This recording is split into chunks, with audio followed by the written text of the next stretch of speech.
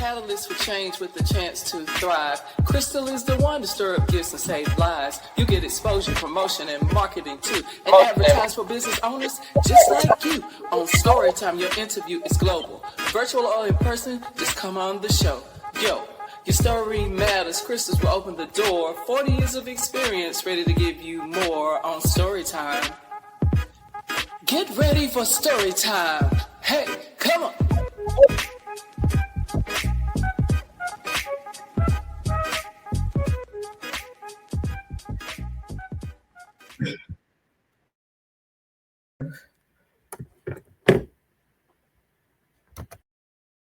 Good evening. Good evening. I'm sorry. It seemed like the technical difficulties.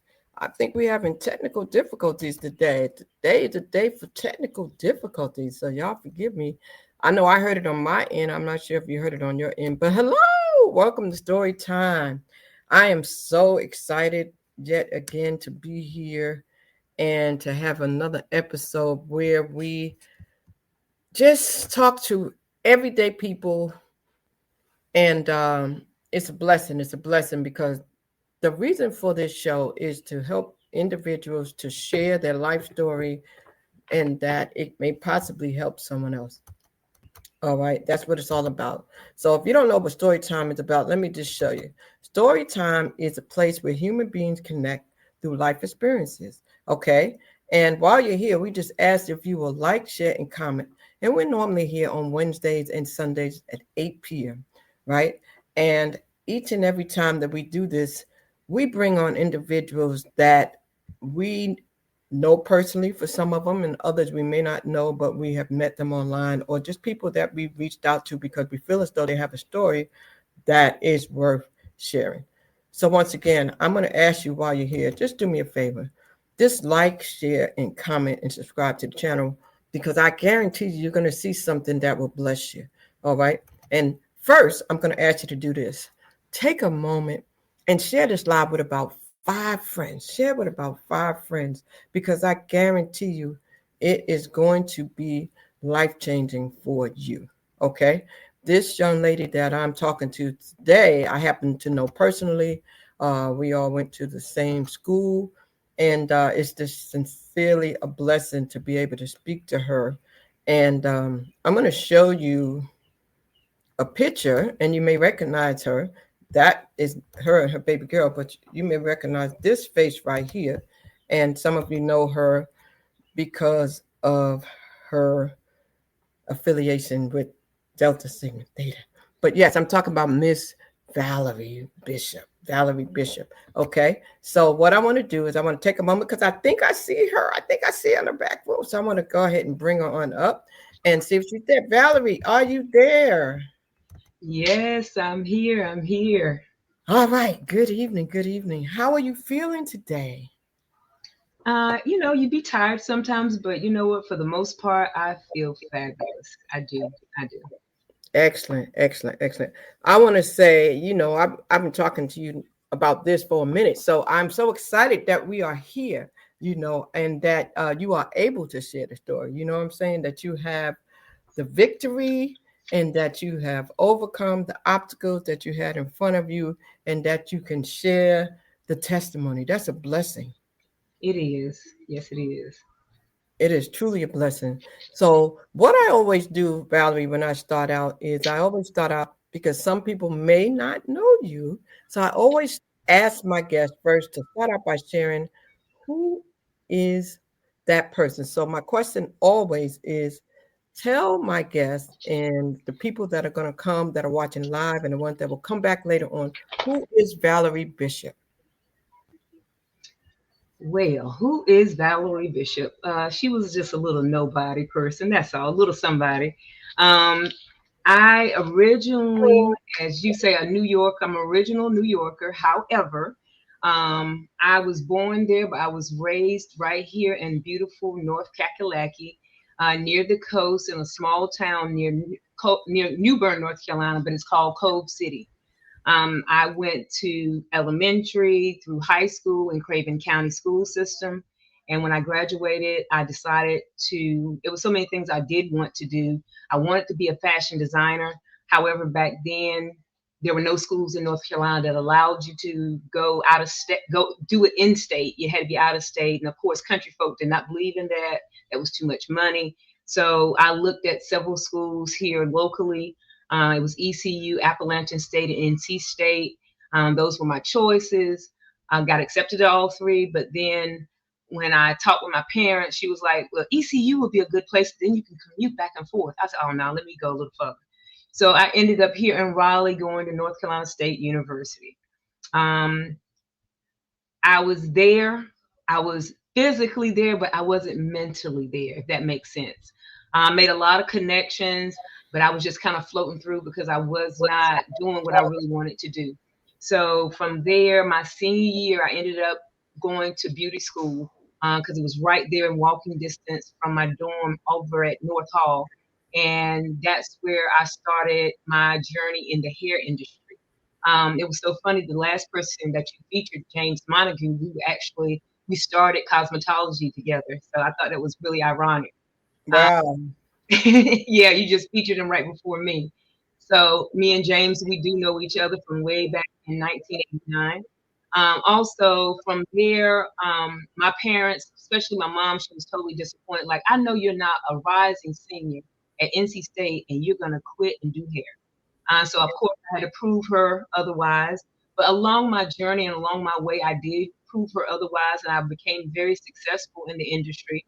But I still had that urge and that need to want to go back to school and finish up what I started.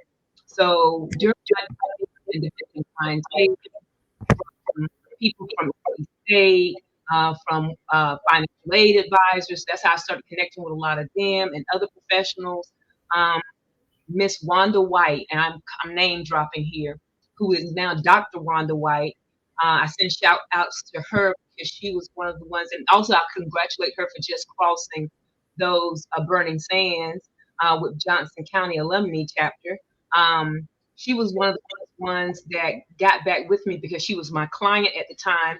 And she said, Valerie, you need to go back to school and finish up what you started. I don't want you to lose that credit that you have at NC State, because back then, and I don't know if they still have it now, it was a 10-year window. When you started, you had to complete.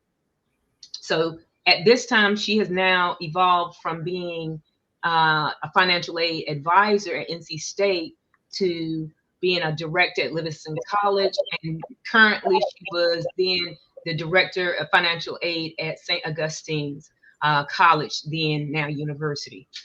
So that's how I ended up becoming a Falcon and going back to school at St. Aug and having that experience of both.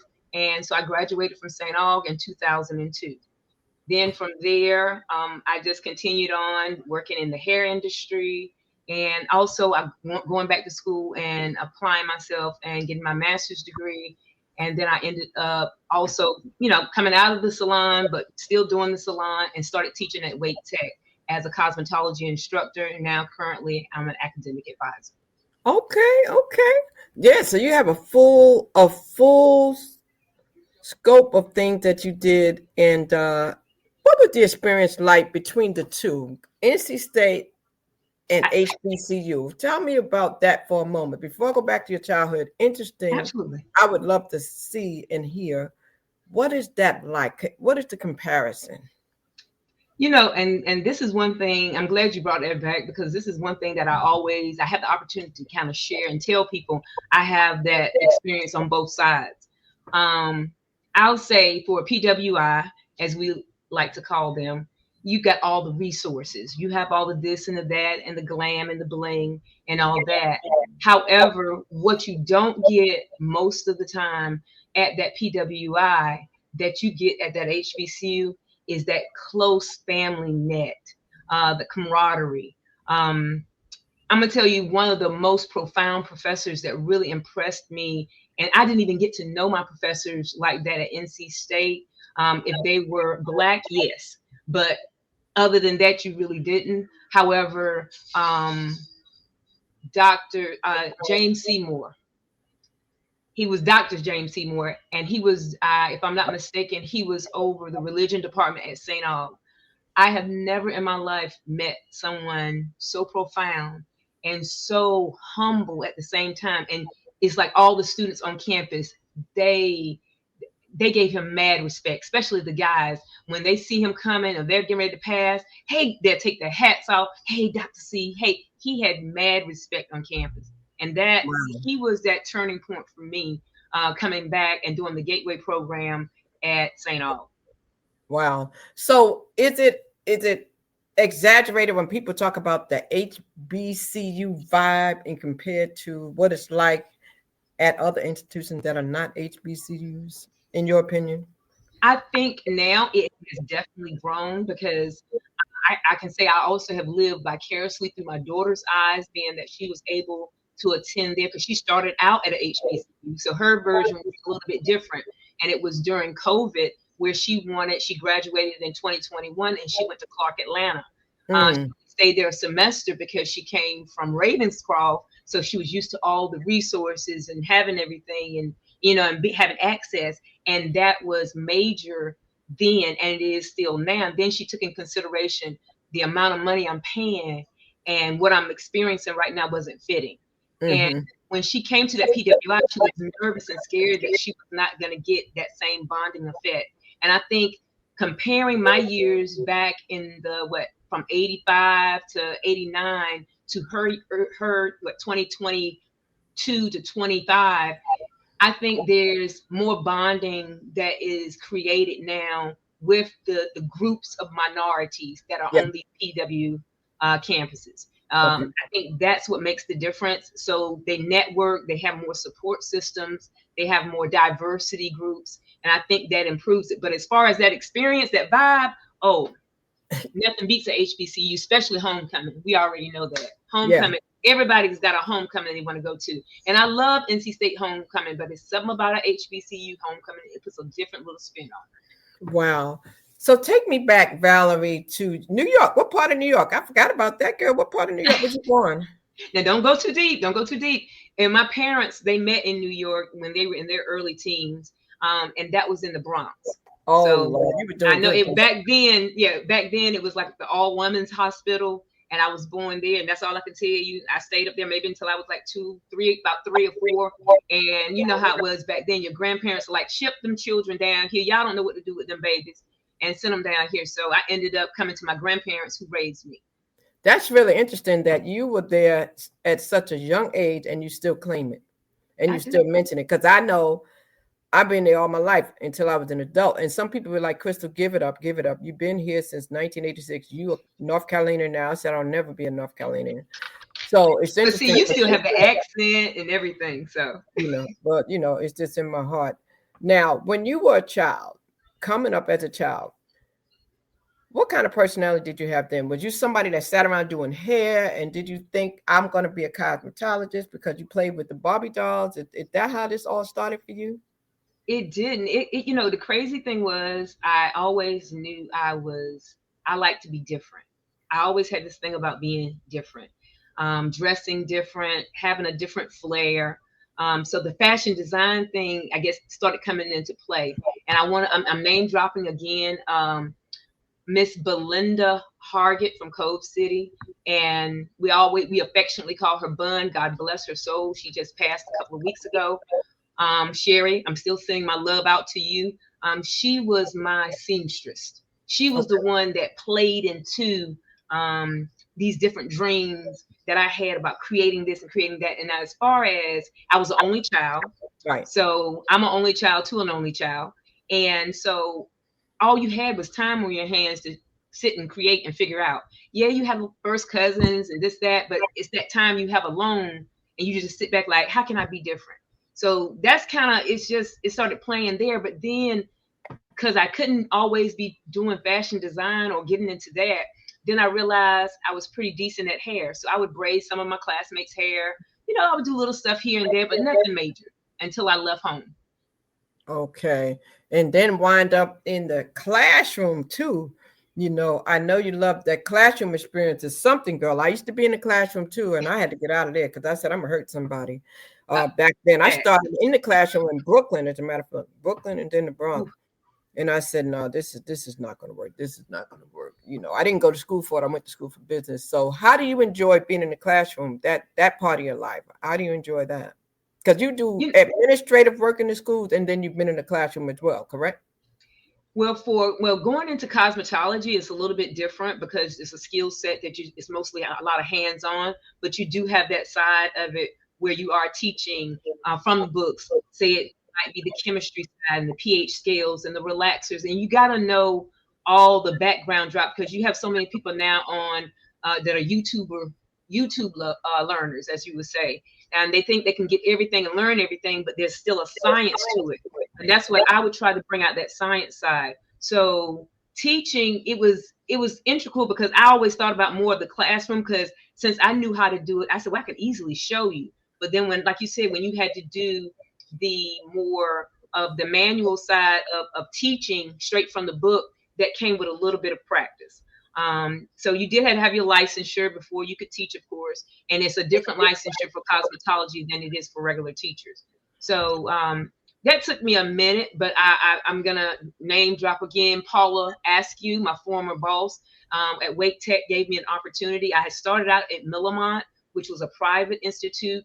I didn't like how they were doing and treating students as far as with the financial aid and all that, because they were kind of getting over. So I had said, I'm never going to teach again. I don't like how this is set up. And Paula Askew actually gave me an opportunity at Wake Tech back in 2012. She said, normally I would never hire anybody that has never, that just challenged the board. Because I just challenged the board after so many years to start teaching. She normally would have somebody that had been already working and did like, in-house training. And she said, I'm gonna take a chance on you. And I think she never regretted that. Did you? Wow. Okay. Excellent. Excellent. And I love the way that you name drop and haven't forgotten the people that gave you opportunities and that impacted your life. People need to do that more because a lot of times they wait till they give people flowers after they're gone. So I love the fact that you are acknowledging the people who planted seeds in your life. That's good. Now you're certified. Is it what do you call it? Trichologist? A trichologist, yes. And what is that? And trichology is the study of hair and scalp disorders.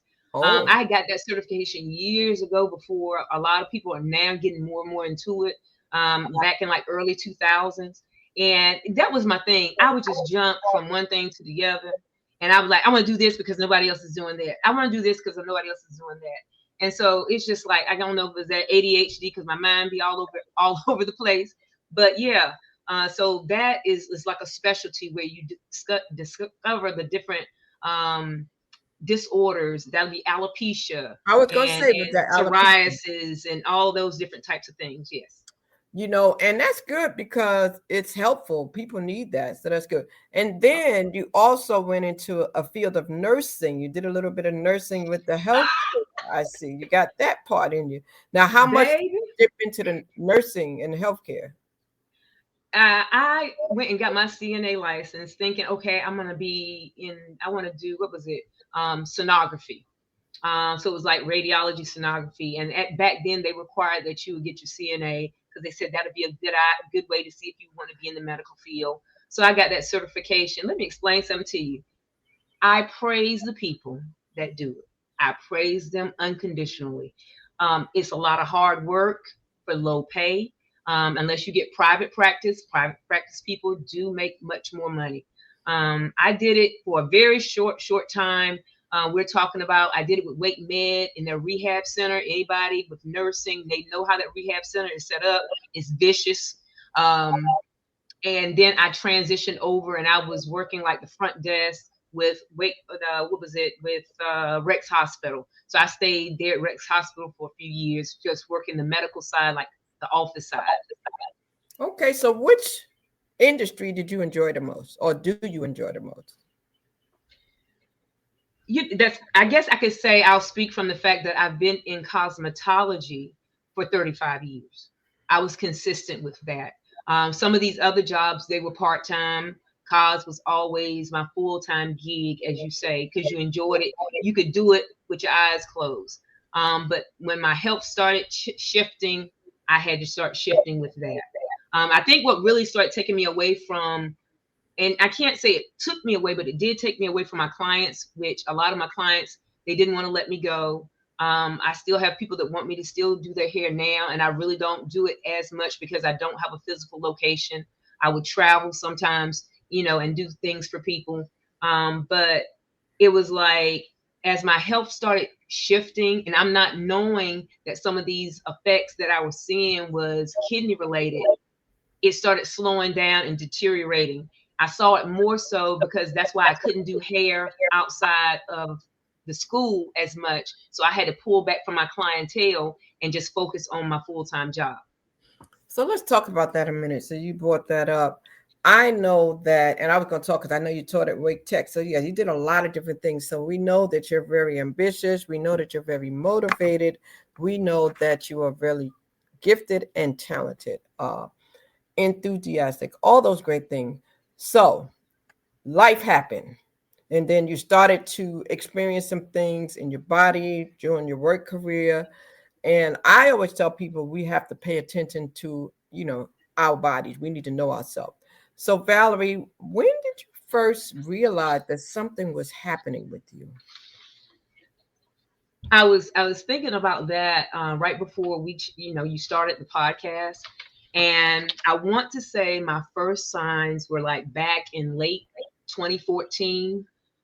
It was like around November, December of 2014.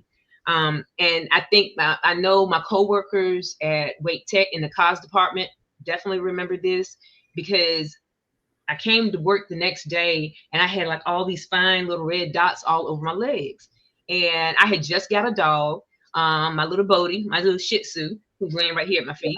And they said, "Oh, your dog must have fleas." I said, "What are these dots?" And they said, "Sweet." I said, "My dog ain't got no fleas." And so we laughed it off or what have you. And then those little dots started turning into like bigger pustules. I'm not trying to be too graphic. And they were itching, they were irritated, and it got to a whole thing where it was inflamed. And I'm like, okay, something is not right. It was to the point at one point that I couldn't even wear my shoes to work. I had to wear bedroom shoes, even though I know the young folks, they wear bedroom shoes all the time now. No, I literally had to wear shoes that did not grasp around the ankles because the lesions were so big and they were so painful. It was like cakers. And so when I finally went to the doctor, I was diagnosed with something called vasculitis. And I was like, I had never heard of it before in my life. I'm like, what is this? And they said it affects the small blood vessels. And it was like an autoimmune attack to my body. So it took about almost 6 months for that to clear up. That was, I think, my really first sign of something was off with my body. Prior to that, I never had high blood pressure. I never had diabetes. I never had anything, no weight issues. I was physically fit, everything always was even killed. When that kicked in, that kind of started the process of other things happening. I used to have issues with, I'll be in the salon doing hair, and then all of a sudden my fingers would lock up. And then it would go from my fingers locking up to my toes locking up. I'm like, what in the world? What's going on? So it was symptoms like that from the vasculitis. And then it switched into the locking up of my limbs as far as my fingers and my toes, and couldn't figure out what was going on. Did you go see somebody about that? When you started getting those with the fingers and the toes? I did, because at that same time, right after the vasculitis was diagnosed, they did a biopsy of it, trying to see what it was, because they were kind of confused of what was bringing it about as well. So finally, my doctor, he looked at and you see, it starts running into other things. He started realizing, okay, you've got a lot of protein showing up in your urine. So I'm going to refer you over to a nephrologist. And it took a couple of different nephrologists to figure out, you know what, you have something called HSP. It was a Duke nephrologist that figured it out. And HSP is like a short term for this type, is henochscolione purpura. It's like a IgA vasculitis. And usually it's identified with younger people and they usually outgrow it. But when an adult gets it, they usually don't outgrow it. It usually stays with them and it'll eventually balance out, or it'll escalate into like a kidney disease. Well, I tell you what. So at this point now, you're going to the doctor. You're checking into things. You're in tune with your body. You're paying attention, and then through this process, I'm sure, are you communicating with your daughter? Because a lot of Oh, times absolutely. people keep things from their children and their family members. Did you go through this by yourself or did you include her? No, when I say I include her with all that, even though she was much younger, she was there to see it. Even though I was divorced at the time, or separated or divorced, I was divorced at the time. I had to think about it. Um, it was just me and her, and it's always been mostly me and her. And so I never kept anything from her, especially when it was concerning anybody, any of our health. And so she's always been my biggest cheerleader. She's always been there with me outside of my network of friends. A lot of my clients became more than just clients. They became friends because they were long-time clients that most of them I had done anywhere from 15, 20, 25, almost the whole 30 years I've been doing hair. So a lot of them knew because they wanted to know what was going on. So you had to keep a circle because it got to the point where, Zoe was younger and I needed to go to doctor's appointments. I have nobody to watch her. So I would get a client, when I say your village is far, is mine is it's broad and wide. And it goes from state to state, and I thank God for that each and every day. The people that He has put in my life, I realize that the journey that I have taken is what I'm supposed to have taken. It is not perfect by no means, but it has been blissful when I look at the bigger picture. Yeah, because fast forwarding, I know I've seen you talk about even the people who donated to you and that relationship that you have with them, which I know is so rare. And we'll talk about that too, how that process happened. Because a lot of people, I've known people to have kidneys issues, to go through dialysis, to be on the waiting list, and to do all of those things. And I know that takes time. So that process for you, how long did that process take for you to be on the wait list before you found a match? Because at the end of the day, after you kept going through tests, they then just determined it was the kidney, right? Yes, eventually what happened, so let me see. So from 2014 or early 2015, by this time, okay, nephrology, kidneys, it's on the radar, but it's not like I'm still at stage 3. If people don't know, there are 5 stages to kidney disease or chronic kidney disease. So I was like right there at that midpoint where they weren't really a big concern, but they were like, we're going to keep it monitored. Maybe it's something that we can start, figuring out. I went from multiple doctors. I had one doctor that had me on prednisone and like 30 milligrams a day. Anybody that's familiar with prednisone, 30 milligrams, that's Wow. major. I was like a blowfish. So when I came back to school, students were like, Miss Bishop, what is going on with you? And I said, honey, it's the meds. Just work with me. It's the meds. And I always find humor Yes. in everything that I do. You have to, because we are not a person that's going to go without. My thing is, life is going to happen to you regardless. You can think you have the perfect life and like, woe is me. I never ask why. It just happens. You just go with the flow. So the thing was, with the going to the multiple doctors and having multiple kidney biopsies. A couple of times they couldn't figure out, they were inconclusive. They didn't know what was going on. They just wanted to keep upping the meds. So I stepped away for about a year and a half. And I said, no, because the reaction from the prednisone, I was having allergic reactions to the point that it was just affecting me mentally as well. Right. Because it had you paranoid. It had you, I couldn't sleep at night. It was just crying spells. It was just a whole lot of craziness. And I said, itching all through the night. I said, I can't do this. So I kind of stayed away from the doctor for a minute just to see how things would balance out. Seemed like everything was going fine. I wasn't having any reactions. Then all of a sudden, around 2021, and that's the year Zoe got ready to graduate because we were coming out of COVID. A lot of things we were looking forward to seeing. And now we were like crushed with COVID because I was like, oh my God, I'm not going to see my only child graduate. I'm not going to see her with prom. I'm not going to see this. I'm not going to see that. And I was really in a low place when that was occurring. And then all of a sudden that window opened up just enough. I said, Lord, I thank you. To where Ravenscroft said, you know what?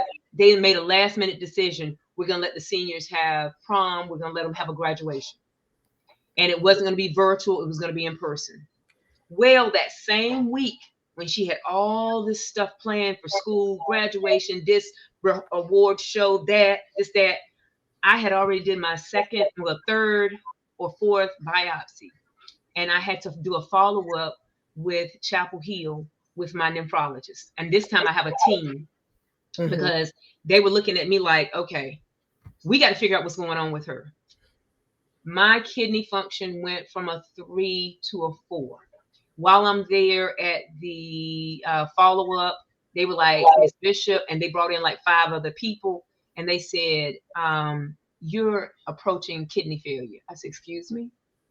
I was just at 3 and everything was good. He said, yeah. She was like, yes, but something has shifted. It's moved. It's very aggressive. I said, okay. And it still hadn't clicked. I would say, you told me kidney failure. Oh, okay. But then what happened after that, I said, so when you say kidney failure, what are we talking about? What is the function of my kidney? He said, out of 100 or 90-something%, we're talking 16, 17% function. Let's stop there for a minute. In case there's somebody watching that really doesn't understand what the purpose of their kidney is in their body. Because one of the things I like to see is that people learn from other people's testimonies, and they may have a family member or something. So did you begin to do research to learn about, because he says 16%, but did you fully understand, like, what does your kidney do for you and why it is a problem if you're only functioning at 16%? Can you tell somebody who may be watching why that is alarming and why that's concerning if your kidney is not working? Coming from somebody that has never had any health issues, and I'm gonna take you back to that mindset. It didn't register. And when she said, for whatever reason, by this time, when she said 16, 17%, it made me emotional. It made me somewhere thinking, am I even gonna live long enough to see my daughter, go to college? Am I this? Am I that? And it was just an overwhelming feel. And when we talk about kidneys are our filtration system. The kidneys remove the waste in our body. So it is an essential organ we must have. It's like right after the heart, the brain, and the lungs. Kidney and liver, you gotta have one. If you don't have one, you're gonna have that machine or something doing it for you. So that's how crucial your kidneys are. Yes, we have 2 of them that does the filtering, but for me, because I had a rare kidney disease, and it wasn't from the normal way of getting it, like diabetes or high blood pressure, both of my kidneys were failing. Usually there's a case where sometimes one is failing and not the other. Well, for me, both were failing. And so when you start talking about, and I have to have a little notes here, so y'all bear with me. When you start talking about different stages of kidney disease, if you're like at stage 1 and they're talking about CKD or chronic kidney disease, where your stage 1 is not even relevant. It's like you're still at 90% or more functioning. Stage 2, you're anywhere between 60 to 89% functioning. Stage 3, anywhere from 45 to 30% functioning. Stage 4 is when you get to 15 to 29% functioning. And what is considered renal failure or severe damage to the kidneys is stage 5, when it's less than 15% functioning. Wow. And so look at you now. Like when I look at you and I said, look at her. I just want to go over here and say, God, let me just look over here at this right here. And I'm going to put this up here so we can see you. Look at you. You don't look like what you've been through, girl. That is so funny. That picture right there, that was before my kidney transplant. Wow. And so you weren't wearing it. So you were not wearing what you were going through. Some people say count it all joy. And some people say the joy of the Lord is their strength. I have to say, looking at you here, you must have been one of them people, because you definitely don't look like what you were going through. I guess I can look at it and I can see it in my eyes, because you know how we can be hardest on ourselves. when it comes to something. And that was the only place I really saw it. It was in my eyes, because my skin started getting a little darker. My eyes stayed a little bit more puffier. Not so much jaundice, but you could tell it was a little bit more yellowing in your eyes. And Wow. that's where I could tell where it was going. And the thing was, with kidney failure, you stay tired a lot. You get lightheaded a lot.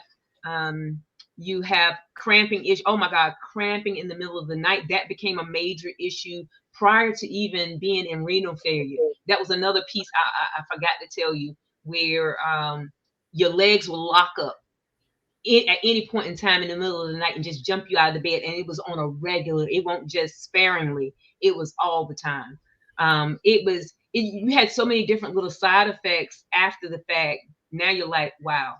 Going up a flight of stairs was a struggle because I'd be winded. But like I tell people, I don't know why I make things look easier than what it is, because that's just my personality. I don't like to complain, and I just push through. And so for that, I was pushing through. Wow, wow, wow. Let me ask you this right here, because I'm looking at you. You said your baby girl, this one right here, your graduate, you said that she was there, you included her in everything. Congratulations. You said, I didn't know if I was going to see her graduate. Talk to me about how you felt watching her graduate after knowing what you've been through and just being in the moment. What did this feel like for you? It took me back, this moment here, and I'm gonna try not to get emotional. It took me back to her high school graduation, because in 2021, that's when they were hitting me with everything and saying, you're not going to be able to do this, you're not going to be able to do that, you're not going to be able to go to her graduation. I said, wait. The tears dried up immediately. I said, you know what I am going to do? I've already planned to be to her graduation. I've already planned her graduation party. Matter of fact, that Monday after she graduated from high school, I said, she is gonna go. We had planned an 18th birthday celebration in Jamaica with some of my 13 of our closest friends. Wow. I said, I'm going out of the country. They were like, no, Miss Bishop, you cannot go out of the country. And the day they gave me all this diagnosis was prom. And they said, this is what we're gonna do. We're going to let you go home. I said, y'all going to mess up. You let me go home. We're going to let you go home. And we're going to give you a call, because we're going to look at your results and see if it's okay, because really you need to be in the hospital right now. And that's when I just stood 10 toes down. I was like, not today. I ain't going nowhere. Not today. And I guess God has said, this honorary sister of mine's here. Jesus whiz. Soon as my daughter pulled off for prom, what happened? They called me. My phone rang. I was still standing outside in the yard. And I looked and I answered. I said, yes. They were like, Miss Bishop? I said, yes. We were just calling to let you know. And I'm just like, you can tell me whatever you want to. In my mind, it was already made up. And this was me being hard-headed. And they said, you know what? It looked like you may be stable at 16, 17%. So we're not going to bring you in the hospital. So I was able to still do everything. They told me, we don't want you to go out of the country. I said, oh, okay. I done bought tickets. I done did this. Deposits been made. Now, fast forward, that I've had the transplant since then. And to be able to follow her, we were doing that photo shoot, and to follow her all over campus. I said, girl, I already know how big state is. Okay, I'm somewhere out of breath, but that was high school. So this is when you went through it, when she was at this stage. Yes. So you went from here to here. Yes. And look at you now. You look from there to there. So that's a beautiful thing. So when you were here, you still had that joy. You still had that smile. So they didn't take your joy from you. So let's talk about that for a moment. You have to be a woman of faith or something, because I don't see any fear in you at all. I see nothing but faith. Am I correct in saying that? That you are correct. You are correct. I mean, there is fear. And you know how we as everybody, people that are strong-willed or determined, we hide it. So we deal with our fear factors in closed doors. We deal with a lot of things behind the scenes. Like I told somebody, when I had to do dialysis, I couldn't see myself doing dialysis. Is it called where you had to go in and do the dialysis? I couldn't do that. my mindset couldn't wrap around that.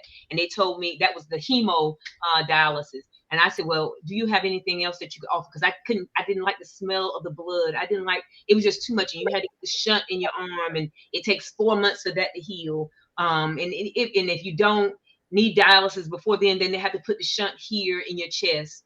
And that's more invasive. You get more infection. It was just so many different factors. So they have PD, which is peritoneal dialysis, where you can do from home. However, they said we don't allow everybody to do that.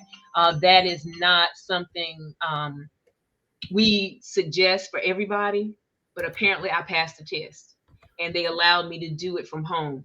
And I think some of my lowest points were when I had to come home and do the dialysis, because, you know, this is something totally different. Yeah. I was a little hard-headed again, because when you agree to do that, you're supposed to have somebody with you at all times. Okay. And what I didn't have, because my daughter was off to college, so I had people coming in checking on me, but at night I had to be on that machine 8 hours, sometimes 9 hours at night. The first couple of times I did it, it was kind of rough, and I actually had passed out on the floor. I can tell it now. And I was so disillusioned. All I kept doing was calling on the name of Jesus. And I said, Lord, you got me on this. You got me. I know I'm crazy. I know, work with me. Just work with me. And I just disconnected everything. And I made it through the night, and I called my nurse and told her what had happened. And it's like I said, it's so much with it. It's the biggest part with dialysis and your choices is education. And a lot of our people, because we are considered some of the high risk people for having to be put on dialysis, is being educated on it. And I wanted the freedom, so that's why I chose to do the PD. And the PD is based out of your stomach. So they actually end up putting a tube in your stomach, and there are pictures, you wouldn't even know which pictures they are, where I had the tube, but I had it taped down, and I went to functions, I went to parties. I even, and this is something my mom didn't even know, if she see this video, she will know, the weekend before I had my surgery, I told you, I'm a daredevil. My line sister had a 40th birthday party in Florida. I was in Florida like 24 hours before my surgery. Now, so let's talk about that a moment. You talked about your line sister. So being I got a better picture that I'm going to use than that one. Being a Delta, I'm sure that you had some people that were in your corner that were helping you through this process, that were there. Talk about that for a moment. How that community was there for you through this process, or how being a part of this organization helped you get through the process. When I say prayer warriors, and let me just say this, when it comes to my circle and my village, phenomenal, hands down. I had my village from my hometown. First of all, let me start in order. What got it all started, and I wasn't even trying to put this on TV, because you know it had made it the news and all that.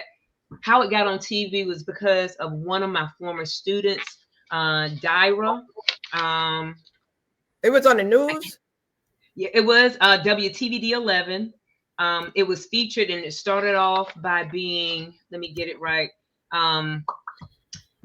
Dyra Gonzalez actually got in contact with Joel Brown, and it was on WTVD 11. I can give you the exact dates. The first time it was featured March the 15th of 2022, and it was titled "Beloved Wake Tech Professor Desperately Needs a Kidney Transplant." That all made the news because one of my former students, Dyra, she had some connections, and she ended up having Joel Brown to reach out to me. So he featured my story. And then from there, he followed all along. That was back, like I said, March of 2022. He then did a follow-up the day of our surgery, which was November 21 of 22. Okay. Well, I think that let me see something. I think I can locate that. I know I remember seeing that. Yeah, That was like I said, so I had to go back to the beginning. So she was the one that got it started because I wasn't going to try to put it on the news. And what Dara did, because you got some students, and you can probably vouch, some students they know how to work your heart. And she was one of those ones. She always was concerned and asking, "Hey, how you doing? How you feeling?" I said, "Girl, I'm good."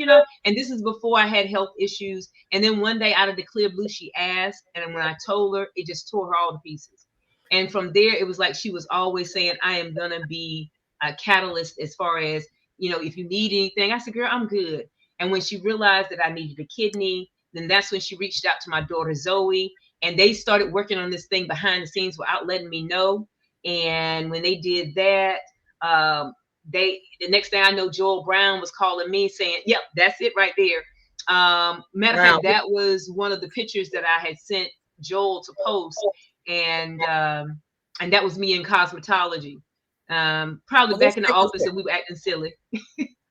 Let's take a look at the story. Wow. One moment. Now to a big update to a story we brought you back in March. A Wake Tech instructor desperately in need of a new kidney. I spoke to that instructor 8 months ago, along with her student, who relentlessly fought to give her the gift of life. After all these months, the kidney donation was today. We spoke again before the pair went into surgery. Yeah, I'm extremely thankful because it is happening Thanksgiving week. Thankful, grateful, Valerie Bishop told us she's filled with all the fools as she heads into kidney transplant surgery alongside her Wake Tech cosmetology student, Carrie Fisher. I'm not doing it for accolades. I'm doing this because I have the ability to save someone's life. It's surreal in that sense. I guess, like I said, it just seems like a whole big dream, but through the whole scheme of things, I owe her my life. It's been a long road since we introduced you to Valerie and Carrie back in March. Valerie, the beloved Wake Tech cosmetology instructor suffering from stage 5 renal failure. Now I can barely walk my dog because you get winded. Her kidneys failing rapidly. It puts stress on other organs. They told me, worst case scenario, if you die, it wouldn't be your kidneys that failed you. It would probably be your heart or something else. She's not my friend. She's family. Carrie describing her kidney donor journey as grueling. After UNC Health ruled them a match for donation, Carrie had to lose over 40 pounds to get her BMI in line for surgery, plus the endless blood draws and CAT scans. Not to mention, Carrie was still working to graduate from Wake Tech and balance her donor responsibilities with her new hairstylist job and some understanding bosses at a Raleigh Sports Clips. Then came the donor decision from Chapel Hill doctors the pair did not want to hear. I got denied through UNC. Their decision was that it was too much of a risk for me and they didn't feel safe moving forward. Well, if you remember from last time, I don't take no for an answer. She's been consistent. She has been nagging.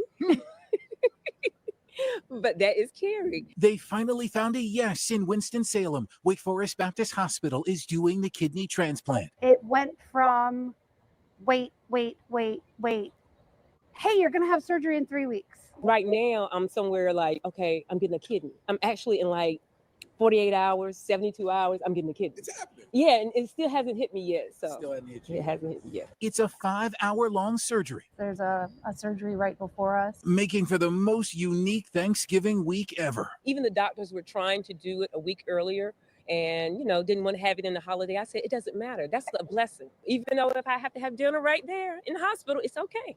It means we don't have to cook.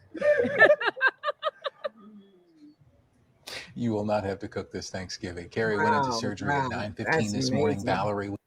So that is truly, truly amazing. I can't even imagine how that felt to have someone to want to do something like that. I mean, when she first came to you, what was that like when she first came to you and said, I want to do this for you? I'm gonna tell you how that started. And I'm so glad the way we're kind of flowing with this whole interview. So thank you so much, Crystal. Thank you so much for just taking the time for having me. I do want to say that support system, and I'm going to come back to that support system. But I just wanted to start how this whole process kind of got started. Carrie found out, like the rest of my students found out, I had to start having a lot of doctor's appointments, and Mondays were my best days to have my appointments because that was the day I had to be at work the least, like for 3 hours. So sometimes I would just have somebody else to sub for me, or I would just give them a written assignment. So when I would come back on Tuesday, they would be like, so what's going on with you? You know, students are nosy. And I guess they were comfortable with me as well because I'm a very open, warm person, and I keep it real with them. So they're just like, so what's going on with you? And I say, well, you know what? I have kidney disease. So what that means, I said, I'm actually going into kidney failure and I need a transplant. And they were just paused. And then Carrie, in the back of her mind, it was already click, click, click, click, click, click, click, click. And it wasn't even probably by the end of the week, she's like, I want to be your donor. I said, excuse me? I said, well, you can't be my donor. She said, why not? Because I'm white? I said, girl, bye. No, that ain't got nothing to do with it. Because it's a whole process with matching blood type, matching tissues. The tests are rigorous. And the fact that they want to verify that even psychological testing, they want to make sure that I wasn't pressuring you to do it. And it was so much to it. So I was fear factor, like, no, you know, I don't want it to look like there's going to be an issue because it's me and you and all that. I said, I tell you what, if you really, because she kept on saying that to me a couple of times, I said, do your homework. You do your homework and you get back with me. And the one reason why I think she was mature enough and she understood the assignment so well, because she was she was an older student where she was in her early 40s. So either late 30s or early 40s. So that to me had a lot to do with it too, in the sense of, well, she's grown, she's married. So, you know, this is the decision. If she knows she want to do it, she'll do it. Well, by the time I said, do your homework, it was maybe 24, 48 hours later. She said, I did my homework. I have to speak to a transplant counselor. We have separate counselors. Oh, she knew all the details and did this and do this. I said, well, okay, well, you go for it then. I did not think she was going to actually follow through with it until I saw time and time again all the different different obstacles that she had to come through and get faced with. Because the crazy thing was, because I was in such good health, I didn't have any issues, none whatsoever. Because they could have told me no, I wasn't a good fit. But with her, the first thing they stopped at was weight. Your BMI has to be less than 30%. Duke and Chapel Hill are some of the most stringent ones as far as the weight piece and things of that nature. And so she lost the weight. Then 6 months later, they say, okay, well, we got another concern. Or we got, okay, it looks like everything's a go now. And then they waited until like the 12th hour in August of 2022 to tell us, no, you don't fit the criteria. And I said, you know what, Carrie, don't worry about it. I'll find somebody else. It's okay. Because by this time now, I had just started dialysis. And let me tell you, I held off from doing dialysis a whole year later. Because remember, I was already at 16, 17% in 21. 22, my birthday, June month, I was around 4% functioning. What shifted my thinking to say, Val, don't be stupid. Start dialysis, because you got to have something to filter out the toxins in your body. My other group of a family, as far as my support system, was my hometown, Cove City. Yes, it's a little small country town, flashing light. When I say they came and they did the thing, they raised a fundraiser in that April. They did T-shirts, and I got to show and send a shout out. Let me stand up real quick. These are the T-shirts they were selling. Friends don't let friends fight kidney disease alone. So, and green, of course, is the color of Kidney Disease Month. So they were selling T-shirts. They were collecting money. They were doing a little bit of everything. Lauren Gatlin, Darty Mitchell, Jonette Freeman, and I'm trying to think. It was so me and Lisa. It was so many people that were engaged in building. I didn't even know how big it was. They were like, Val, we got a fundraiser for you. Get down here. Okay.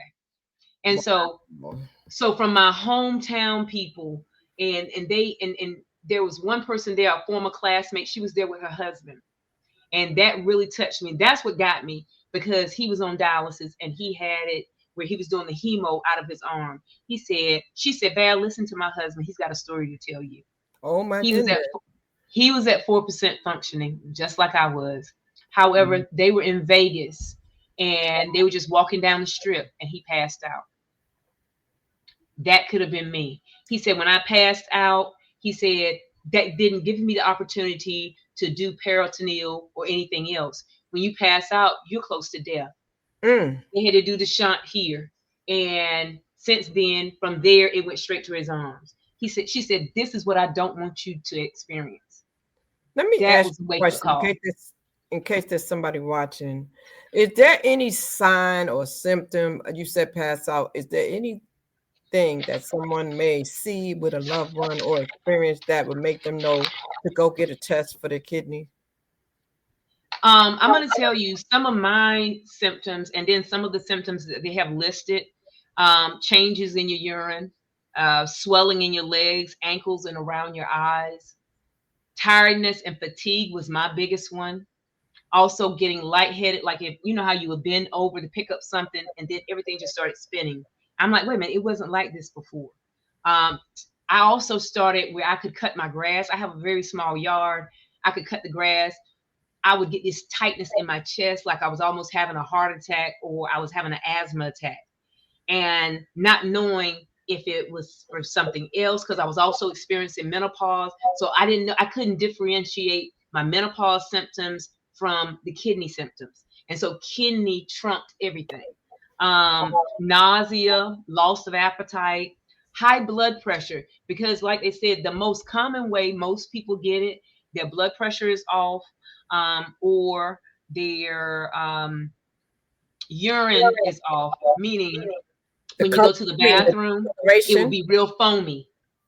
It'll get real. You're like, where's all this foam? You don't pay attention sometimes, but there's a different, like you'll see foam if you pee, but no, this is like big bubbles, it gets real foamy. That's nothing but excess protein that's in your urine.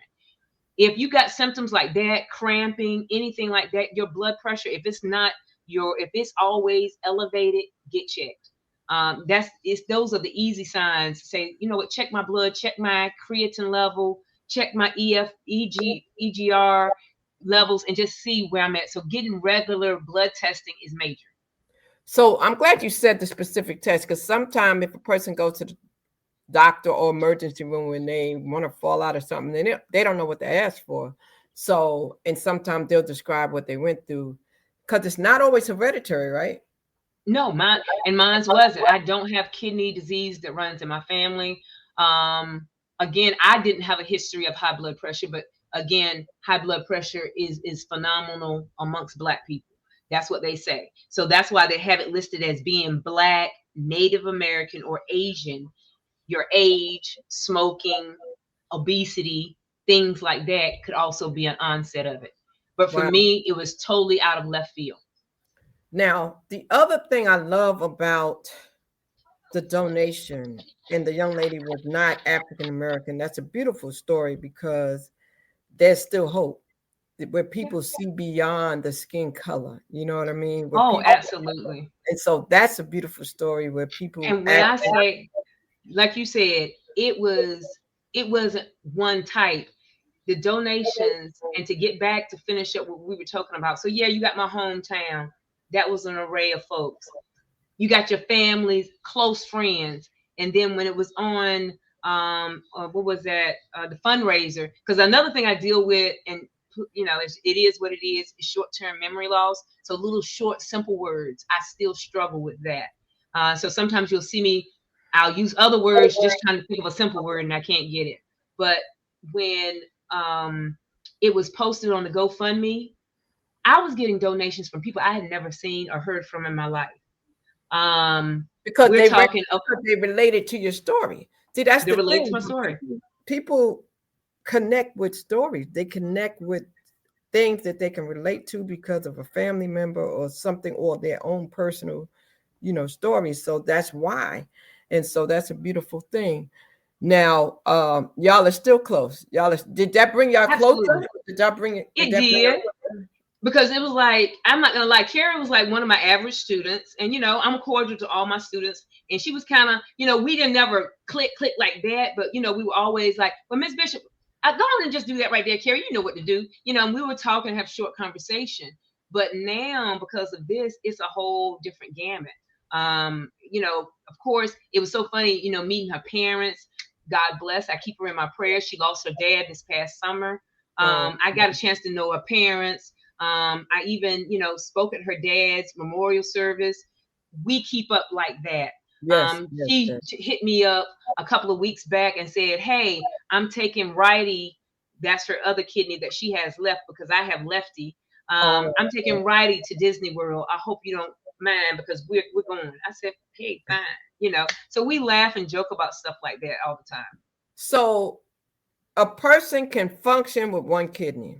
Absolutely. And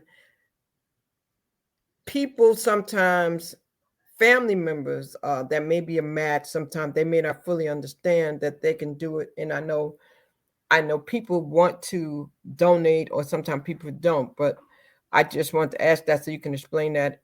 And I know you're not a doctor or nothing, but people can function with one kidney. So if you have a family member and you feel like you want to do that, you can still function. And you are as close to, I'm going to say not normal, but close to when it comes to physically being able to do things as though you had to, would you say?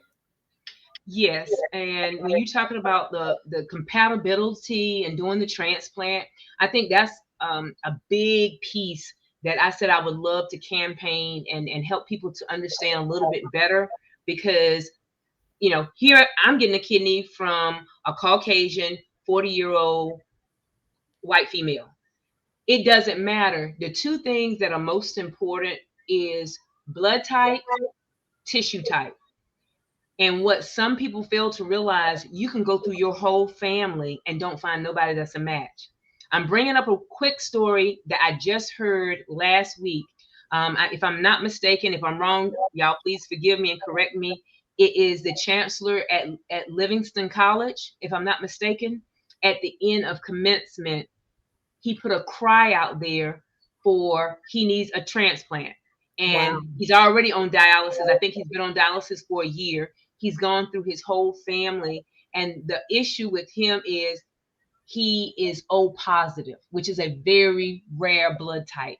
He can only don't get somebody else that is O positive as well. Guess what? And then you got to try to match the tissue. I know about that because I'm O positive. Wow. I'm O positive. My firstborn is O positive. Yep. Because I didn't realize how rare it was. And then I try to keep that paperwork down there so I know. So that's a touchy story there. So O positive people have a harder time if something happens because it's not too many people out there. So O negatives definitely can't help. Yes. It's not a match. Wow. So he put a plea out at the graduation? Yeah, it's like after the ceremony, he just shared his story. And I guess because his plight has been going on for so long, you get to a point where you're like, I want to live, I don't want to die. And apparently with his situation, what I'm understanding is that dialysis is not enough anymore for him. So that's why his plea. I know we see people that have been on dialysis for years and years and years. And that's the thing. If you've been on dialysis for an extremely long period of time, they almost don't want to consider you for transplant anymore, because they feel like, I don't know, it's something about it after a while. But if you're early on and you only been on dialysis for a few years, whatever, you're still a good match, because and then you have that whole piece of getting a deceased kidney versus a living kidney. Oh wow, what's the difference there? Now talk about that. That's what I say. It's so much to it. Well, a deceased kidney, of course, is something that you would get, unfortunately, from somebody that either got in a car accident or they just unfortunately died or passed, or it could have been even from an infant kidney. Wow. And from a deceased kidney, they have so many hours that they can move that kidney, airlift it to that hospital, and 9 times out of 10, you don't have time to think about it. It's either yes or no, because they have a very, very small window. And most of the time they talk about how those transplants end up being at night. Well, the difference with that and like how I got a living kidney, and they said it's a little bit where the chances of that living kidney lasting just a little bit longer, because your life expectancy for both are still extremely good, but it is a little bit longer for a living kidney. Living kidney is because we have time to do tests, compatibility, all that. With the deceased kidney, you're only doing you're doing a few tests, and if the main things match up, they go for it. And that's where on the form, when you go to get your driver license, they ask you if you will donate your kidney. So had you always been a person to say yes, or had your decision changed? So you were always a yes anyway. I was a donor anyway. You know, even when I didn't even understand it fully, I was like, hey, maybe I can help somebody else out. So, and that's how I just looked at it. And now I'm a big advocate for it now. A lot of people still are scared about it, you know, especially Black folks. They say, oh, I was born with 2 kidneys, I'm gonna die with 2 kidneys. Hey, you know, it makes you look at, when you go through some things, it makes you look at things a little bit different. It does. It does. Now, I don't want you to think I forgot about what you were doing when you said you wanted to go back and you wanted to acknowledge the support you got from here. And let me ask you something. Is your daughter also, did she pledge too? Absolutely. Y'all know better. She actually pledged, and that was just so a blessing. She ended up crossing Mu Omicron spring 2023, so 2 years ago, before she graduated. I think I saw something there. I think I saw a picture with that on your page. You know, I went around looking and I said, wait a minute. Is that her? That's her. And that was actually at graduation. And so that was us they had just sung the Sweetheart song. And I said, let's get a quick pic before we go to the next graduation. Because you know, you got your department graduates. Yeah. Oh, so she, you know, and the thing was, she knew nothing about sorority life. So she learned it all about me, because I ended up doing it at the grad chapter in 2017. And when I say the support that I have gotten from my sorors, 0 to none. I mean, they set up a whole thing when they found out I was getting the transplant. Cynthia Daniel Williams, she set up a chart so everybody can go in and sign up, because it was all these stipulations. After you have the transplant, you have to go back to the hospital every, what was it? I started off twice a week. So mind you, Carrie was denied at Duke. She was denied at Chapel Hill. She was denied at Atrium Health in Charlotte. ECU, I can't remember if she even tried ECU or not, because it only left 2 more in the state, because there's only 5 institutes in the state that will do kidney transplants. So it left ECU and Wake Forest Baptist. I started getting feedback from other friends and family like Kim Gaddy and some other people that told me, Val, phenomenal. You will be very, very pleased with them. I said, okay. And so Wake Forest Baptist is pretty much the hospital for Wake Forest University. And so with that being said, they moved like a Jedi. I contacted them August the 9th. I told them the situation. They said, send us your paperwork. They looked at my paperwork, all my testing. They said, who is the donor? And I said, this is her. She then turned around, sent all her testing, looking at what they were saying no to. And they said, you know what? They said, we think we might be able to still do it. It doesn't seem like it's a major issue. They went on, they did the testing, they checked everything. And they said, you know what? To fix the issue we have with Carrie, we'll just put her on some blood thinners for a little while, and that'll rectify the problem. And that's what they did. And so they maneuvered that thing. We did all the testing that we needed to do for them in September. By October, they were like, set a date, because we having surgery. I said, excuse me. They moved like that. And they're one of the hospitals that I did not realize that they do the largest number of transplants. So so that's one of those hospitals that kind of go under the radar sometimes if you don't hear about it, because everybody always thinks about Duke and Chapel Hill, and then sometimes ECU. So yeah.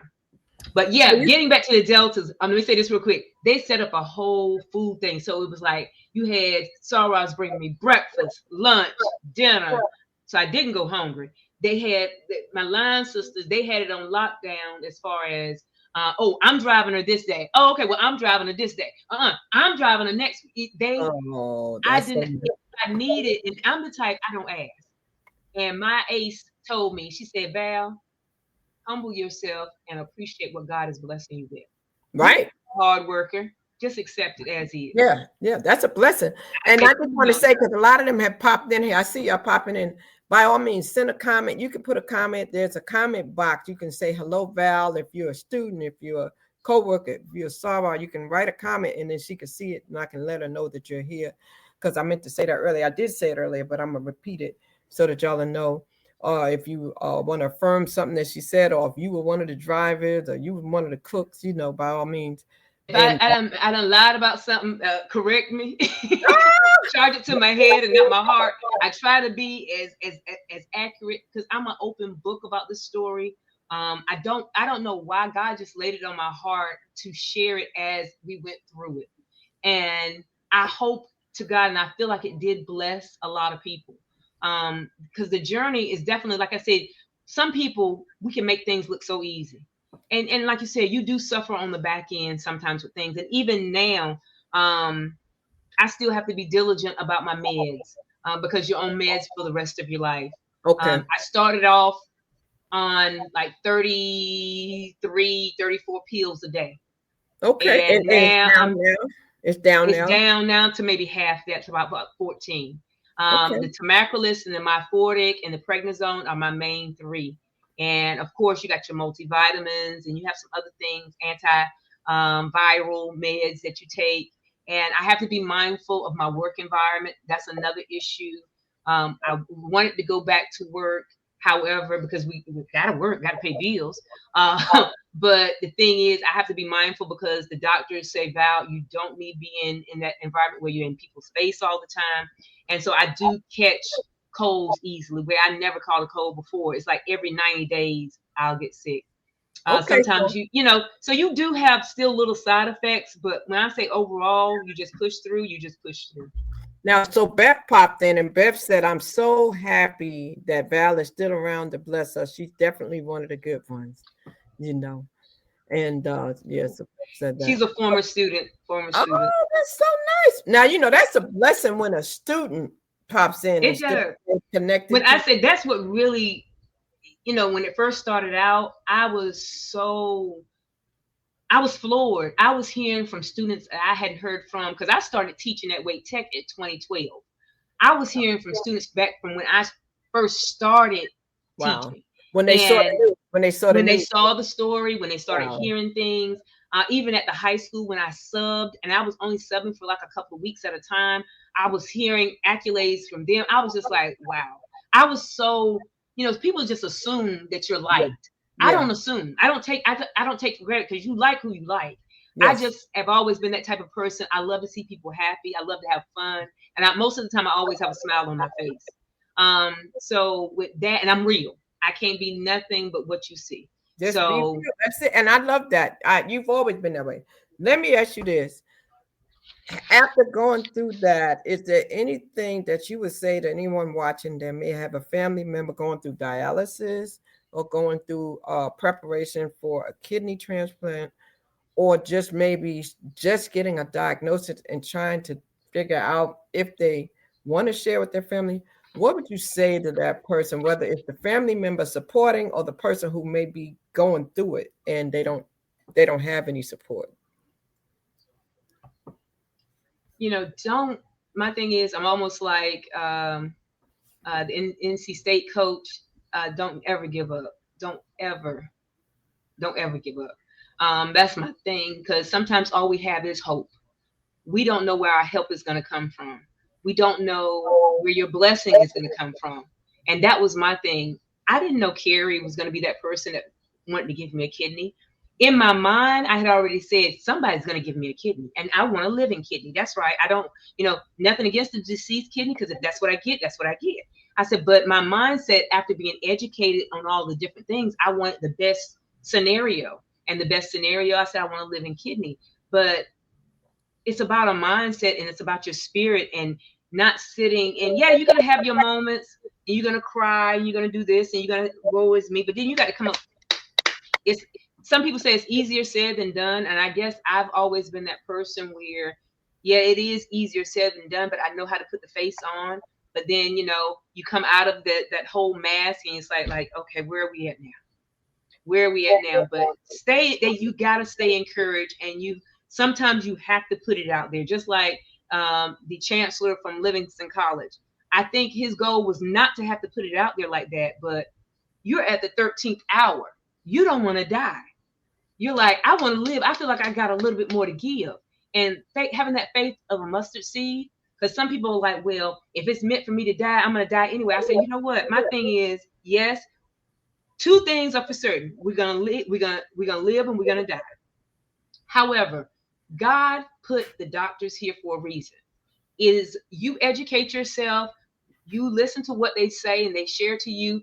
You make a decision that will be based on facts and how you feel. God gives you that inner spirit and discernment about certain things, and you're like, you know what, this is going to be the route for me. This is what I'm going to do.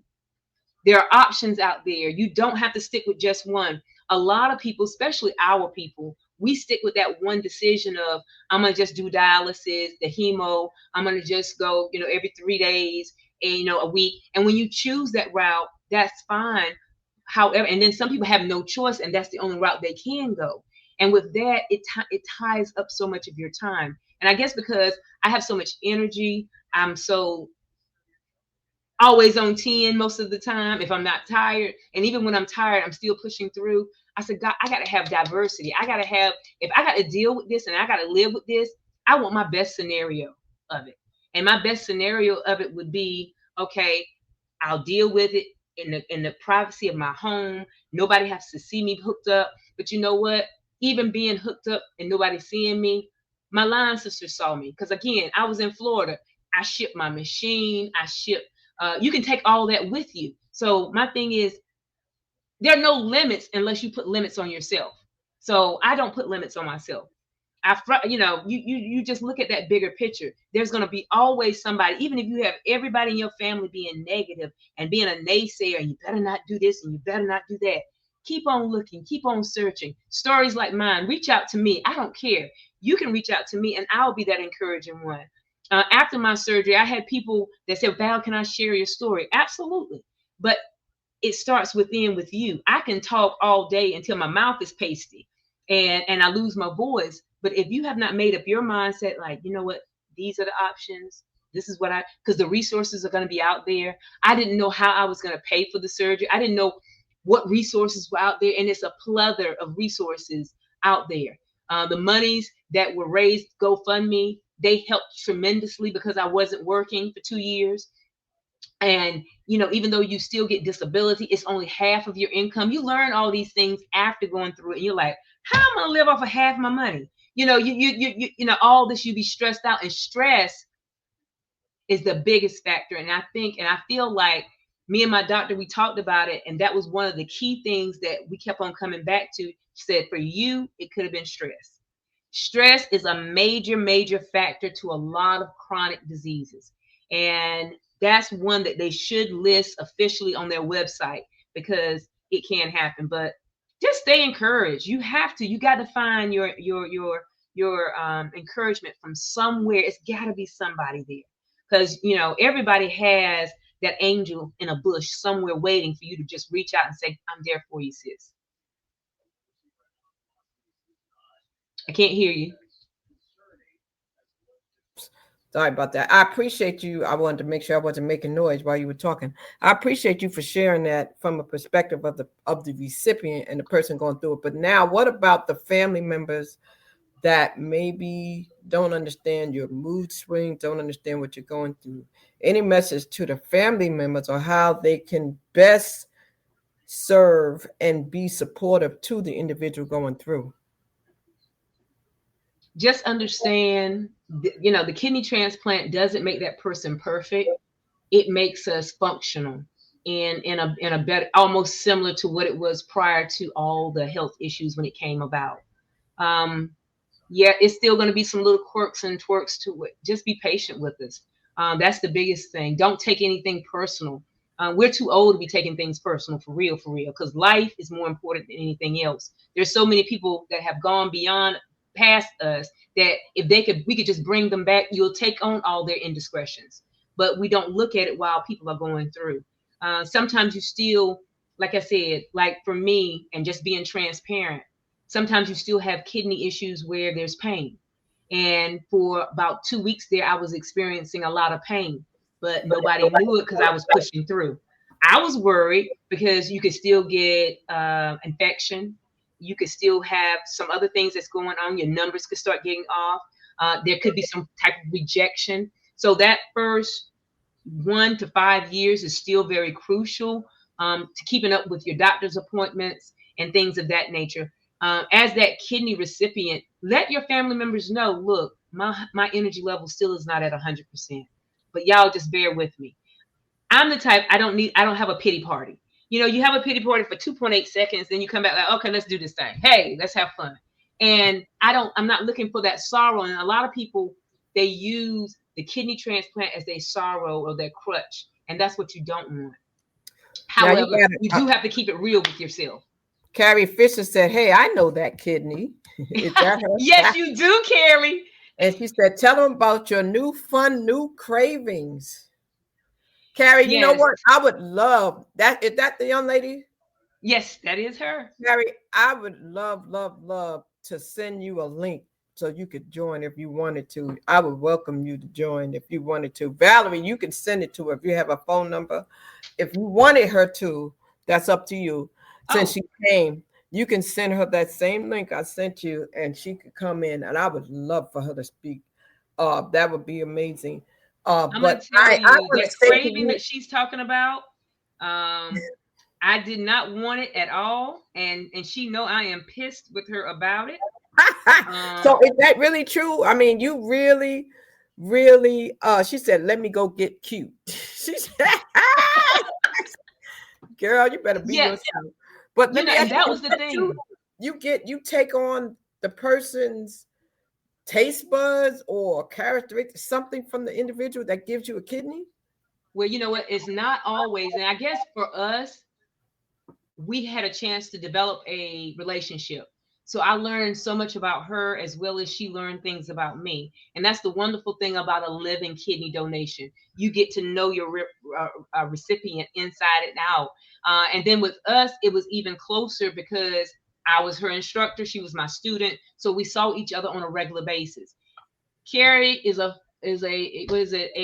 sweet junkie. She loves junk food. Oh. She loves caffeine. For me, caffeine would tear my stomach. It would just give me headaches, all that stuff. Sweets, I was never a big sweet person. I eat a piece of candy here and there, a piece of cake here and there. It was about maybe my kidney transplant was November. Around February, I was craving March. I started craving sugar, just pure sugar in the sense of Skittles. Wow. I would buy family bags of Skittles and eat it in like in a day or two. Then I would go from one thing to, I said, oh no, this is not going to work. And what was happening, my numbers were going off the Richter. It was throwing everything off. It was making my blood pressure higher. I ended up gaining, because in some of my pictures, last year this time, I was 65 pounds heavier. 65. Because you got to remember, there's a picture in May of last year. I was at my cousin's graduation, and I was like, I didn't even recognize myself. I said, that's me. But, I embraced it, but I just started wearing black, for everything black. And it didn't seem like it was 65, but that was the heaviest I had ever been in my life. And it was from all the sugar. Wow. And so they told me, my doctor said, Val, we're telling you right now, your kidney was not based off of the extra weight gain. That can make it go into rejection mode. Okay, what we need to do. I surrender all, Jesus. What you need to do, because it was like, and then too, I'm on prednisone, and prednisone just added on too, but I was only on 5 milligrams. So I said, Carrie, you killing me. She said, girl, you got my sugar, you got my sweet tooth. I said, no. This ain't gonna kill me. So my doctor ended up having to give me something for metabolic syndrome to kind of balance out all my levels, from my blood pressure to my weight gain to my this to my that. So now, after a year, it's kind of balanced everything out. I feel so much better, because even the shortness of breath was coming back. I said, oh no, we can't. That dog won't hunt. We got to fix this. So yeah, all that. So yeah, that was that transition. So she jokes me about that. So here's a question. And there she is. She did come. Hey, I'm so excited that she's here. Oh my God. Hey, let me move this out the way from you. Oh my goodness. Hello. How you doing? I'm doing well. Thank you so much for joining. You know, this is so rare. And when you got in the comments, I said, oh my goodness. If she will come up, I would love it, because what the world needs now is love, sweet love, right? That's what the song says. And they need to see more positive. They need to see more of this. You understand what I'm saying? They need to know it's still possible. They need to know we can coexist and we can do things and we can support one another. I want to tell you, young lady, you are blessed. You will be continually blessed for what you did, for just having a heart and having compassion and wanting to help another human being outside of your family and being so selfless. I pray that God just continues to open doors for you and things just continue to come. The windows of heaven gonna open up for you so that you can receive. Well, and you can ask Val. Whenever anybody says that, I'm like, whatever, shut up. I was just doing what I was raised to do. So that's a blessing. That is such a blessing. Val has shared how this whole thing has touched her. How did it affect you, Miss Carrie? How did it affect you? Take me back to the day that you recognized that this was she your actual teacher then, when you got the story, when you found out your teacher needed a kidney. How, I mean, so did she tell you the whole story about how nosy and pushy I am? I did. Okay, so fair. I honestly just thought it was a simple blood test, and that I would go and they would be like, oh, you're a match. Oh, you're not a match. You know, something along those lines, that it was going to be simple. Lo and behold, it was not at all simple. It was very stressful. At no point did I say to myself, is this something I want to keep doing? But I definitely set some hard limits for myself. There was a huge weight loss that they were expecting. And I'm a big girl. There was no way I was about to get down to the body fat that they wanted me to be at. And I said, I will eat healthy. I will cut back on things like the sugar and the ice cream and all that stuff. I will cut back. But when I get to the point where I'm hating my life because this is what I'm eating is salads all day, that's a line. But it never got to that point, so we were fine. Wow. Let me ask you this, because you were young. At the time when you made this decision, you were over 21. Oh, well over 21. Not like you had to go get permission from your parents, but how did your family, how did they receive it when you told them what you wanted to do? Oh, my parents were the biggest cheerleaders. My dad even went up to Valerie and said, this is how we raised her. That's why. Whenever anyone that isn't part of my immediate family asks, oh my goodness, how did you make this decision?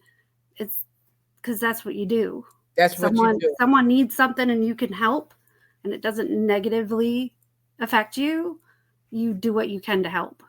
And how do you feel? How do you feel working with one kidney? How do you feel? I feel fine. Like, I still do all of the things that I did with both kidneys. And I mean, yeah, Nothing in my life has changed. Excellent. Now I do have one question for both of you, because I was in a I facilitated. Okay, excuse me for being a tongue twister there. A event where there were people talking about being single, and one of the questions came up about, do you share your health condition, or do you share, or how soon do you share that with someone when dating? Do you tell them about your condition? So you ladies would be a perfect example, because we were trying to say people have to be honest when they're dating and they're out there. And then we said, well, how soon do you tell someone, well, if you're interested in me, let me just tell you this. So I would like to ask that question to you ladies. How soon do you share that information with someone that may be interested in dating you? Because this was a question that came up. And I'll let you go first, Valerie. Yes, Valerie, you can go first with this. Well, again, usually in the beginning, you're feeling somebody out, so it's not like I'm advertising it right from the gate. However, as time goes on, and if you see that person is getting a little serious, I'm like, okay, I'm gonna let you know now. I got health issues going on. Everything ain't perfect what you see on the outer part. And certain things you share it at levels. Right. You don't necessarily blurt it all out at one time.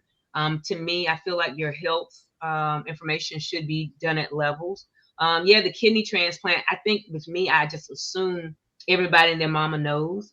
And so, because it was already put out there on social media, so that I don't really keep it hidden, but I don't bring it up unless it becomes a deeper conversation.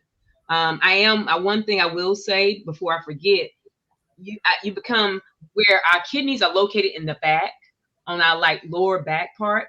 Well, now my new kidney is located in my lower right abdomen area. Really? Yeah. So your They can kidney switch the location. Wow, interesting. Yeah, because the surgery is so dangerous to actually remove kidneys because of all the blood vessels and all the other things that are going on around there, and it's so deeply embedded.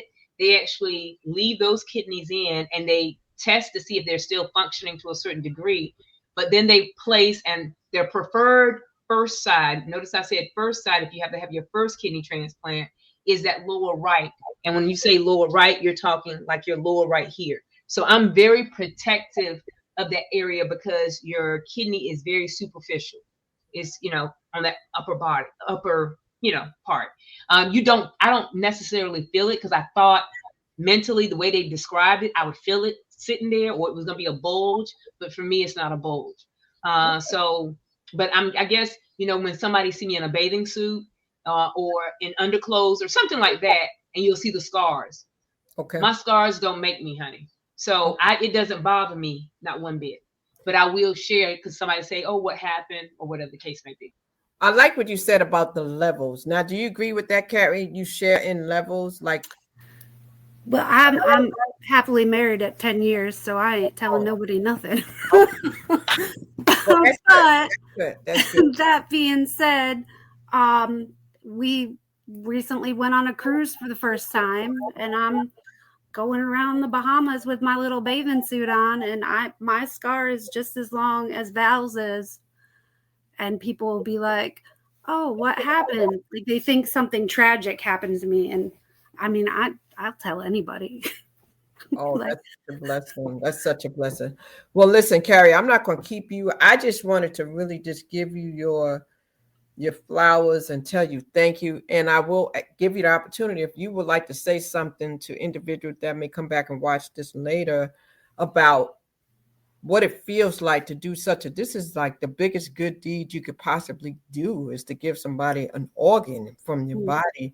And you said something, you said this is how your parents raised you. And not only that, but another race, you know what I'm saying? And with what's going on in the world today, anything that you would like to say to people out there who may second guess this or not really fully understand why this is so important? My whole thing is that we are all the same color on the inside. My kidney works just as fine in Val's body as it does in mine. People need to just be people.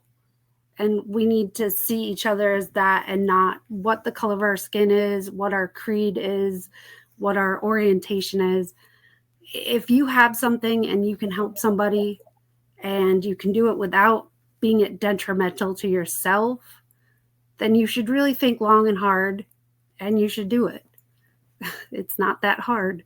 It's how we should act, how we as human beings should act.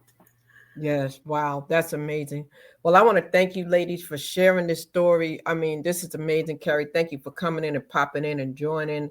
Val's story is so inspirational. It is important that I feel that we share our testimony because it can help someone. She shared a lot of things tonight about not just the process, about how it came about with you. We saw the news story. I shared that. The whole process of when she got diagnosed, when she first started going through symptoms, and then to have you come on, that is just, it validates everything, not that we doubted it, but it just lets people see it's real. It can happen, guys. So even in the midst of everything in 2025 that we see, all the negativity, please understand there's still room for us to love one another, support one another, encourage one another, and be there for one another. So you witnessed it right here on Storytime tonight on May 14th. So thank you so much, Carrie, for doing that. Anything you want to say before we close this out, Carrie? Well, again, I know Val had been talking about it, and I'm sorry that I missed the beginning, but she was even thinking of stepping down from her position before I was in her class. So all the little pieces fell into place. The fact that I am somebody from a totally different area, yes, a different race, I was an exact match. Wow. Like, that's, I don't know what the odds are, but to have you go into a program with a donor and a recipient and have them be an exact match on the first try, I don't think that happens often outside of family. Yes. So that's it. It was and meant to outside of be. the race, outside of family and outside of the race. So that's very good. Thank you for saying that, so people understand it can happen. So if you were limiting your options, if you're out there and you need a transplant and you need a kidney, open up the gates. You know what I'm saying? Look and receive from others because it's possible. Don't be so closed-minded, And I can see that you have an awesome spirit. So thank you so much for sharing. But I can't give any more kidneys, so don't ask. No more. That's it. I'm sure you're cut off. You're cut off. It. Oh my goodness. Well, thank you so much for popping in. I'm gonna let Valerie close it out because we've been here for a while. So I don't want to keep it too long. Valerie, any closing comments you want to make to the people? Thank you so much for sharing everything that you've shared. I pray for you that you continue to, both of you ladies, continue to have a healthy life and be able to just do all the things you want to do, and that you don't have any limitations, and that you have all the desires of your heart. But Val, any closing comments that you'd like to make? You're muted, hun. Hit the mute. Unmute there yourself. we go. But look, I had to get my life together. First of all, Crystal, I want to thank you for being persistent like Carrie, and so you could get this story out there. I know I was a little slow about filling everything out, and sometimes that's just me being all over the place, but I thank you so much for being persistent. Then I felt like, oh, my story, this was a couple of years ago. Nobody probably wants to hear it. And but I said, you know what, go through it because it might help one person. If it helps one person, that's all it needs to help. I like what Carrie said. If we wouldn't worry about all the other things when it comes to race, creed, color, and all that. Sharon is Karen. We are all, if you notice, for us to be an exact match and our skin color is totally different. She's cream, I'm chocolate. Okay. But on the inside, we're all still the same.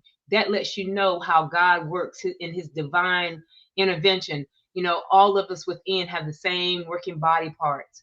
And when you open up that window and stop and take those blinders off and realize my help can come from all the way in Korea, Timbuktu, wherever.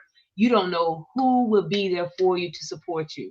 And so with that being said, again, thank you to everybody. And I do mean everybody, from my hometown to my sorority, to my family, to my friends, to my students, former, and of course the former again, because I'm not teaching anymore. People working with me, the doctors, Wake Forest Baptist, everybody, my close friends, my close circle, my immediate family, my daughter Zoe, she know I love her infinity. Strangers, thank you. If I forgot anybody, again, charge it to my head and not my heart. I am here if you have any questions. I'm always on social media, but just reach out and know that somebody does care and somebody's there to support you always. How can they reach you on social media? Well, right now it's just through social media like Facebook. Facebook, and if they want to by your name, tell them how they can reach you on Facebook. Facebook, if Lord, I don't even know what, Valerie just my Bishop. name, Valerie Bishop. Valerie Bishop. And 9 times out of 10, I'll pop up first. I know there are multiple Valerie Bishops, but I'll probably pop up first. And message me, send me a message in Messenger. Let me know, hey, I have questions about kidney disease or kidney transplant or being a donor or anything like that. So just, I don't mind sharing that knowledge. What I know, I'm still learning. It's so much to know. All right, ladies and gentlemen, you've been watching Storytime. I am your host, Crystal, and my mission is to stir up the gift, instill hope, and save lives. And I always say, keep hope alive. And if you have a story, your story matters. So be sure to get in contact with us and share your story. Share this with somebody that you know needs to watch this. It will be available for the replay and you'll see it out there. I want to thank you, Valerie, so much. I want to say I'm so proud of you for all that you have done. Once again, it's so good to meet you, Carrie, and blessings to you both for doing this. Ladies and gentlemen, we'll be back on Sunday. So be sure to just go back. Check out the channel, Storytime with Y'all Crystal, and scroll through the live. You may find a story that you can resonate with, all right? Blessings and peace to you all. And I always say, keep hope alive. And we'll see you on the next Story Time. Thank you, guys. A catalyst for change with the chance to thrive. Crystal is the one to stir up gifts and save lives. You get exposure, promotion, and marketing too. And advertise for business owners just like you. On Storytime, your interview is global. Virtual or in person, just come on the show. Yo, your story matters. Crystals will open the door. 40 years of experience, ready to give you more on Storytime. Get ready for Storytime. Hey!